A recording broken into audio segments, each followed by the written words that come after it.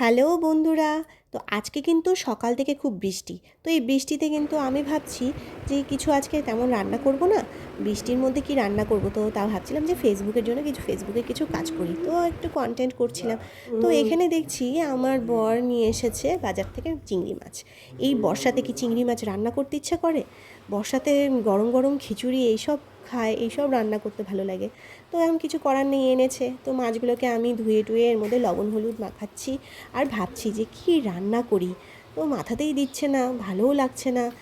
স্নান হয়ে গেছে, সব কাজ হয়ে গেছে। তো ভাবছি যে না, এনেছে যখন এটা রাখাওটা ঠিক হবে না। তো আমি এর মধ্যে লবণ হলুদ মাখিয়ে রেখে দিলাম। তারপরে ভাবলাম কি যে চিংড়ি মাছের ভাপাটা করা যাক। তো সেটাতেও কিন্তু একদম খুব ইজি করাটা, খুব একদম সহজ। তো তার জন্য আমি নিয়ে নিলাম সাদা সর্ষে, আর নিয়ে নিলাম পোস্ত। তো লাল সর্ষে দেই, তবে আমাদের বাড়িতে এখন নেই সেই মুহূর্তে। তো এর মধ্যে দিলাম কয়েকটা লঙ্কা, আর দিয়ে দিলাম আদা, তো আর একটা শুকনো লঙ্কা। তো এটা ভালো দিয়ে এটাকে করবো হচ্ছে পেস্ট। তো এখন এটা যেহেতু মিক্সিতে, সর্ষে পোস্তটা আমার মিক্সিতে হয় না ভালো মতন, তো আমি পাটাতেই বেটে নিচ্ছি। কারণ পাটাতে বাটা মশলা কিন্তু আলাদাই টেস্ট হয়। তো আমি এটা ভালো করে একদম বেটে নিচ্ছি।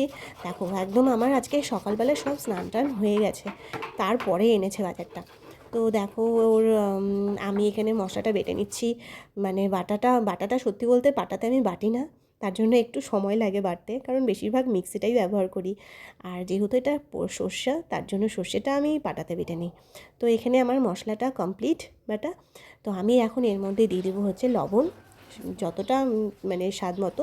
আর দিয়ে দিলাম হলুদ, আর হচ্ছে সামান্য পরিমাণ জিরের গুঁড়ো। তো জিরের গুঁড়োটা অপশনাল, আমি জিরের গুঁড়ো ছাড়া আবার কিছু করতে পারি না। তো এখানে দিয়ে দিলাম হচ্ছে সর্ষের তেল, যেটা খুবই ইম্পর্টেন্ট। এই সর্ষের তেল ছাড়া কিন্তু কোনো ভাপাই হয় না।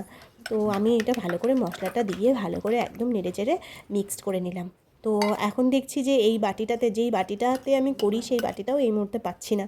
তো আমি এই যেই বাটিটা ছিল এটা আমার কড়াইয়ে সেট হয়ে যাবে। তো এই বাটিটাতে নিয়ে নিলাম মশলাটা, ওর মধ্যে দিয়ে দিলাম চিংড়ি মাছ। তো দিয়ে ভালো করে একদম নেড়েচেড়ে রেডি। তো আমার হচ্ছে এখানে সব কমপ্লিট। না, এখনও কমপ্লিট হয়নি, কিছু একটু বাকি আছে, কারণ এর মধ্যে হচ্ছে পরের দিকে আমি একটু তেল দিয়ে দেবো। সর্ষের তেলটা কিন্তু ফ্লেভারটাই আলাদা হয়। তো আমি এখানে সর্ষের তেলটা দিয়ে দেবো, আর দিয়ে দেবো কয়েকটা কাঁচা লঙ্কা। তো কাঁচা লঙ্কা দেওয়ার মানে হচ্ছে একটা ফ্লেভারটা খুব সুন্দর আসে। তো আমি হচ্ছে এই যে কড়াইটাতে কিন্তু আমি করি, এই যেহেতু মানে বেশি বড় না বাটিটা, আমার এই কড়াইতে হয়ে যাবে। তো আমি এখানে জল দিয়ে দিয়েছি, ভালো করে জলটা গরম করে দিয়েছি।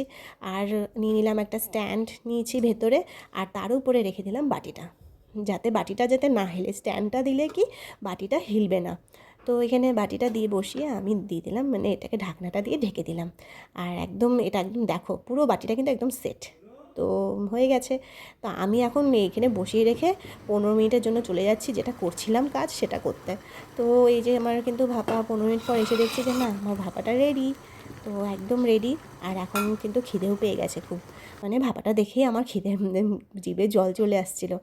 আর আমাদের বাড়িতে কিন্তু সবাই খুব ভালোবাসে ইলিশ ভাপা, চিংড়ি ভাপা, যেটা মানে ভাপা বলতেই সবাই খুব পছন্দ করে। তো এই দেখো, তো আমার চিংড়ি মাছের ভাপা রেডি।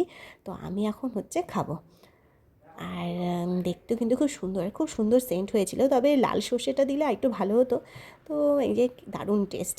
তো তোমাদের কেমন লাগলো অবশ্যই কিন্তু জানাবে।